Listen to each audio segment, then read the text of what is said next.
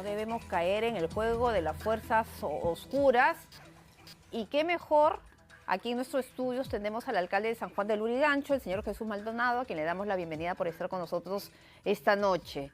Porque fue justamente el distrito donde se dio el ataque de este bus de Armonía 10. Es el distrito que creo que han pasado por 3 estados de declaratorias de emergencia. Sin resultado, es el distrito donde se registra la mayor cantidad de delitos. Buenas noches, gracias por estar con nosotros. Gracias a ti, gracias por la invitación. Y escuchábamos juntos esta parte Sí. de lo dicho por la presidenta, que una vez más ha salido al frente a defender al ministro del Interior, y lo que dice es que está haciendo las cosas bien y que su gobierno también. ¿Qué opina? Bueno, no esperábamos otra opinión de la presidenta, ¿no? Creo que ya a esta altura de lo que va de su gobierno y de la evidencia de los resultados, no podríamos creer que haya una capacidad reflexiva y mucho menos autocrítica que debería hacer cualquier mandatario que pueda notar el número de fallecidos en un sistema que lamentablemente no le da ninguna protección a los ciudadanos, en un sistema que ha dejado a su suerte a las personas que no tienen la capacidad de acceder a la justicia, de acceder a un trabajo formal. Y estas declaraciones lo que hacen es aumentar el nivel de ira, malestar, indignación de las personas que no solamente van a marchar, porque probablemente el tema de la marcha no sea al final el problema, sino de lo que están sintiendo las personas realmente, de lo que están en su casa. Y ayer lo veíamos en Lurín, cuando el ministro estaba en la zona haciendo una presentación de Alajocu, la gente le lanzó una piedra a su vehículo, porque claro, él también tuvo este gesto provocador de lanzarles un beso volado, y él dice que escucha al pueblo, le decían los pobladores, pero él obviamente pues rápidamente salió del lugar. Sí, los gestos que está dando este gobierno a la población son gestos bastante negativos, observables. Por menos el presidente Castillo tenía a sus ministros interpelados, tenía a sus ministros pidiéndole, digamos, su salida, por mucho menos. Sin embargo, aquí el Congreso de la República, que también tiene un nivel de responsabilidad, se siente bastante cómodo. Ya nos dimos cuenta, creo que hace ya bastantes horas, de que no va a ser interpelado. No va a ser censurado mañana. Tampoco va a ser censurado, va a continuar, digamos, en la cartera. Y vamos, yo quiero que hacer Ese llamado a la reflexión de la presidenta Dina Boluarte tendrá eco en algunos parlamentarios. Yo creo que ya ¿O está son las conversaciones, las negociaciones? Porque se veía, ¿no? El ministro ha permanecido más de 1 hora después de terminar el discurso ante el Pleno en una oficina de la sede del Legislativo, conversando con parlamentarios y con algunos asesores. Cosa que no está mal, que el ministro converse con los parlamentarios, que pueda argumentar, digamos, cuáles son sus posiciones, etcétera, de cosas. Pero la investidura está dañada, la investidura del primer ministro está dañada, porque tenemos un ministro que está contestando más sobre los problemas que tiene la presidenta, sobre las denuncias que tiene el propio ministro, sobre los problemas que tiene el entorno de la presidenta, dígase su hermano, el presidente de su partido, etcétera, cosas. Cuando lo que necesitamos es un ministro concentrado en la lucha contra la delincuencia, y necesitamos un ministro que pueda hacer las veces del puente con el Ministerio Público, que el día de hoy están totalmente disociados, peleados, y necesitamos un presidente, obviamente, perdón, un ministro del Interior que pueda articular también un mensaje de serenidad y tranquilidad con la población, y eso no estamos teniendo. ¿Cree que va a ser censurado mañana? Yo creo que no. Yo creo que esto ya... A pesar de las 4 mociones. No, por el contrario todavía. Si hubiera una sola moción, quizá podrían discutirse sobre una de ellas o sobre unas y haber una especie de consenso.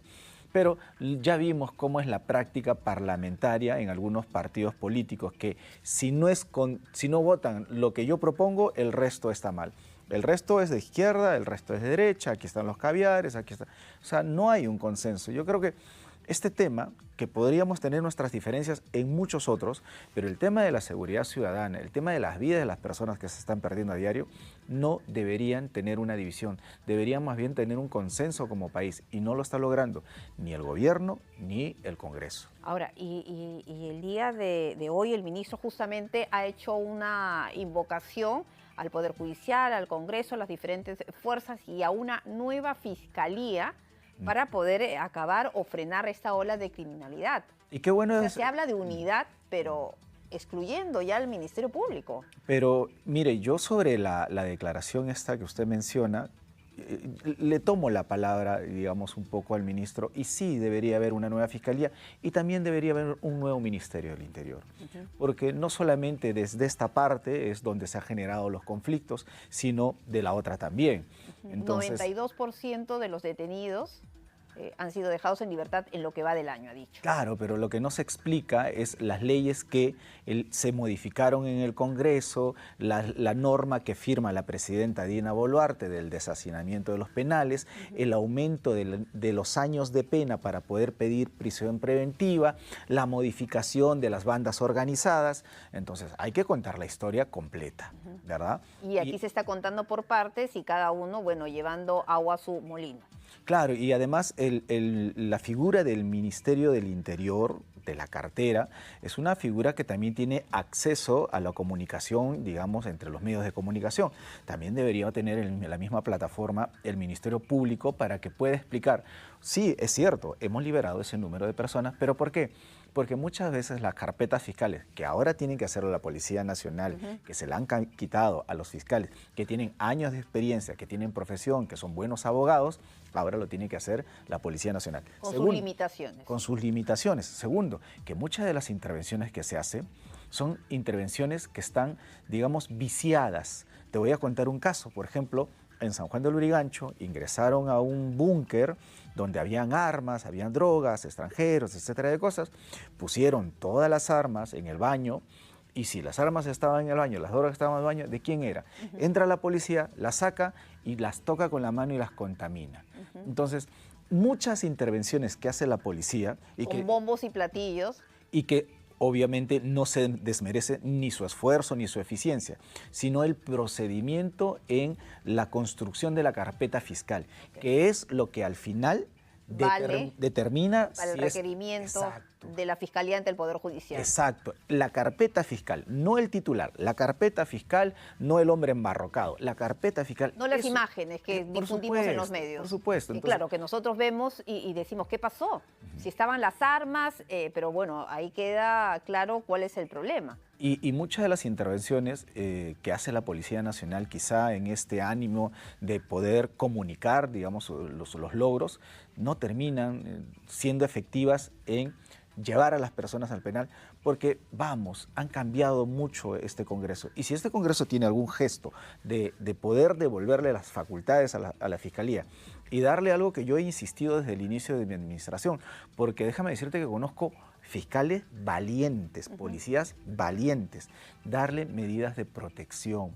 No se les está dando ninguna medida de protección a los fiscales que tienen que enfrentar narcotraficantes que vienen con estudios de abogados. Organizaciones criminales. Que vienen con estudios de abogados y el fiscal que tiene un salario, digamos, no oneroso, que tiene solamente un practicante, que tiene una serie de carpetas que tiene que dar rendimiento. Entonces, ¿cómo le damos un poco más de oxígeno? Si lo que queremos es que la justicia alcance a la mayoría de los peruanos, que debería ser a todos los peruanos, debemos también darle los recursos a los fiscales. Hay quienes planteaban estos tribunales sin rostro, parecidos a los tribunales sin rostro que hubo en la época del terrorismo, muchos, con sus cuestionamientos. ¿Sabes una cosa? Se dice mucho de algunas medidas que suenan pomposas, interesantes, pero que en la práctica no se puede ejecutar, porque muchos de las sentencias que se hicieron con los tribunales sin rostro, al final sin efecto. Sin dar un efecto, ¿por qué? Porque derechos humanos. Exactamente. Entonces, tenemos que tener cuidado y yo creo que hay que también darle alternativas a la ciudadanía para que pueda discutir, pero alternativas viables. Ahora, y el tema, discúlpame, el tema de la declaratoria de emergencia, luego el CONASEC, sesión voluntaria. Ayer veíamos a la presidenta reunida con el ministro de Defensa y el alto mando de la Policía y de las Fuerzas Armadas, inaugurando pues esta sala de guerra, ¿no? Una sala de comando que, de acuerdo a lo que ha dicho el general Arriola de la Policía Nacional, va a dar los informes a la presidenta y no sé si a todos, todos los días a las 6 de la tarde. ¿Qué le parece ese tipo de acciones, además de esta propuesta, de este proyecto de ley que van a enviar para ver el tema reinstaurar el tema del servicio militar policial obligatorio? A ver, vamos, está bien que la presidenta tenga una comunicación inmediata y directa de lo que está pasando. Es importante siempre el diagnóstico, sobre todo para poder tomar buenas decisiones. Yo creo que eso está muy bien. Si algo habría que observar, en todo caso, que se produce a partir del fallecimiento de una persona querida y famosa por todos los peruanos. Entonces, vamos, todas las muertes Esta que pasaron... sala de guerra debió darse hace Pero tiempo. por supuesto, esto No es era tardío. tan complicado implementarla. Efectivamente. Y sacar estas propuestas, lo único que nos hace entender es que a veces se escriben con la mano y borran con el codo. Porque, ok, instalan esta sala de guerra, que me parece bastante interesante para el diagnóstico, digamos, de las cifras, entre otras cosas, de las estrategias, la comunicación. Luego dicen que van a sacar nuevamente el servicio militar obligatorio. Vamos, estabas bien, ¿para qué sacas esa noticia si sabemos que el servicio militar obligatorio ya no funciona de la manera como tendría que funcionar? Más bien debió dar cuáles son los incentivos para que los jóvenes, buenos jóvenes patriotas... Que siga siendo voluntario y ya se ha anunciado que el incentivo va a aumentar, porque ahora la propina que reciben es 200 y pico y lo que dijo ayer el Premier en la conferencia de prensa es que se aumentaría a más de 800 de acuerdo a la propuesta que van a enviar ellos. Pero eso es lo que se tiene que hacer, que se le dé educación. Pero mantener lo voluntario. Voluntario, oigan, perdónenme, yo vivo en San Juan de Lurigancho más de 30 años. ¿Cómo se hacían de las Fuerzas Armadas alguien? Subía el militar al bus, miraba a los chicos y se los llevaba. Así. Además que hablan de los ninis, los jóvenes que no estudian ni trabajan, y claro, eso sería discriminatorio de cierta manera. Pero por Dios, los chicos si no estudian es porque no tienen posibilidades, si no trabajan es porque todos los días buscan cachuelos. Entonces, no estudias ni trabajas, entonces vaya a hacer ranas y servir a tu patria. Por favor, y al final, ¿a quiénes son los afectados? Son la gente humilde. ¿Alguna vez ha servido pues los hijos de los ministros, los hijos de los congresistas o los hijos de los presidentes? Nada, aquí sale la gente humilde, pobre. Y son ellos los que a duras penas traen algo de ingreso a su familia, que tienen una mano enferma, que tienen una madre que necesita medicina, que tienen un padre que probablemente no se encuentre bien de salud. Y ahora se le quieren quitar a ese niño para que vaya a servir de manera, digamos, obligatoria. Por favor. Claro, eso seguramente va a ser desestimado porque en el Congreso, en la Comisión de Defensa y Seguridad Interna, había 3 propuestas que, bueno, quedaron ahí archivadas. Teníamos unos cuadros que queríamos compartir con nuestros televidentes sobre la situación de la denuncia por homicidios, ¿no?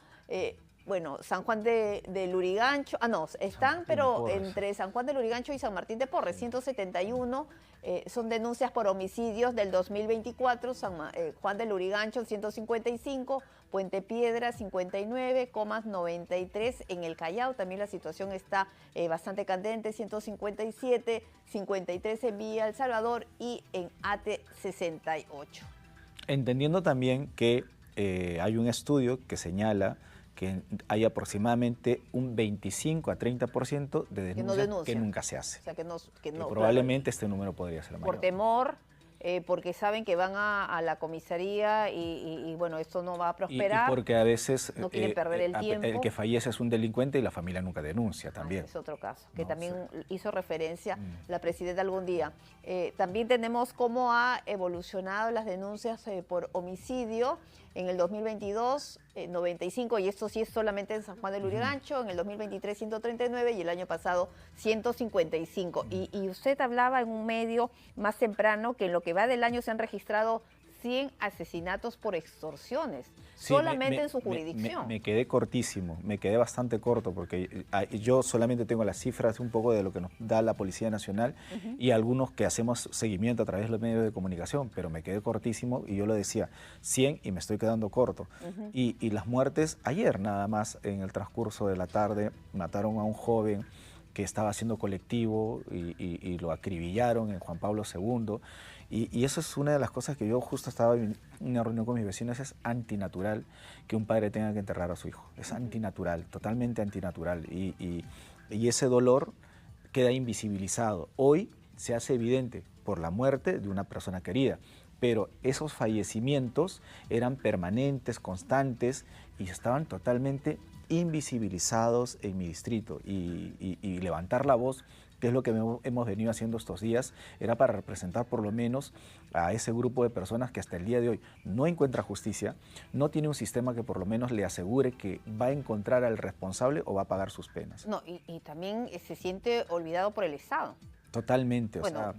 hay un contacto con usted, pero me refiero a nivel del gobierno. Sí, Central. vamos, no, a mi casa me han puesto una granada y me han puesto 2 dinamitas. Y yo no tengo ni siquiera ni el nombre de la persona que ha hecho, ni siquiera sé cómo está la investigación.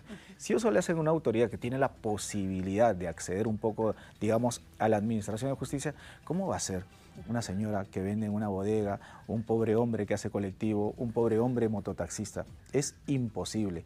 Y esto probablemente traspase, ¿no?, al gobierno de Dina Boluarte, va mucho más allá, el problema es mucho más complejo, pero la complejidad con la que se describe esta situación invita a tomar decisiones importantes, a tener gestos más amables con la población y no lo que hemos visto el día de hoy. Y no decir, como lo escuchamos, que solamente por pequeñeces me critican.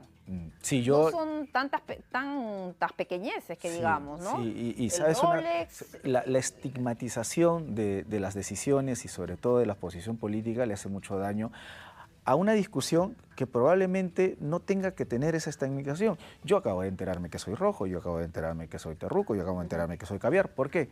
Porque decir que este gobierno no está haciendo las cosas bien, por decir que este gobierno le ha desatendido a una población que durante muchos años reclama algo de justicia, me parece totalmente equivocado y sobre todo a una autoridad que lo único que está buscando es que su población se sienta atendida. Es totalmente equivocado. Como te decía, tienen un problema de una percepción ajena a la realidad. Totalmente, y eso no solamente la presidenta, sino en realidad su equipo ministerial. ¿Va a participar en la marcha de mañana para la presidenta? Bueno, eso es una marcha de caviares o convocada por los caviares. Bueno, nos han convertido en caviares. Yo no era ni me caracterizaba ni me defino así, pero sí es importante manifestar nuestro dolor, nuestro hartazgo, nuestra indignación. Es importante acompañar a nuestros vecinos que no han encontrado ninguna justicia durante todo lo que lleva de ser huérfanos, de ser viudas, de ser viudos, depender de un hijo como está ahí. Tienen que tener una autoridad que les pueda decir, oye, no estás solo. Esta sociedad, por más que esté descompuesta en el sistema, digamos, de justicia, aquí hay la posibilidad de cambiar las cosas. Y marchar y levantarnos es un derecho democrático. Y lo único que yo le pediría a la presidenta Dina Boluarte es que no nos gaseen, que no nos disparen, que no nos maten, porque ya ha pasado antes. Claro, y ella ha dicho, ¿no? Como que, y se ha referido al tema de los actos vandálicos.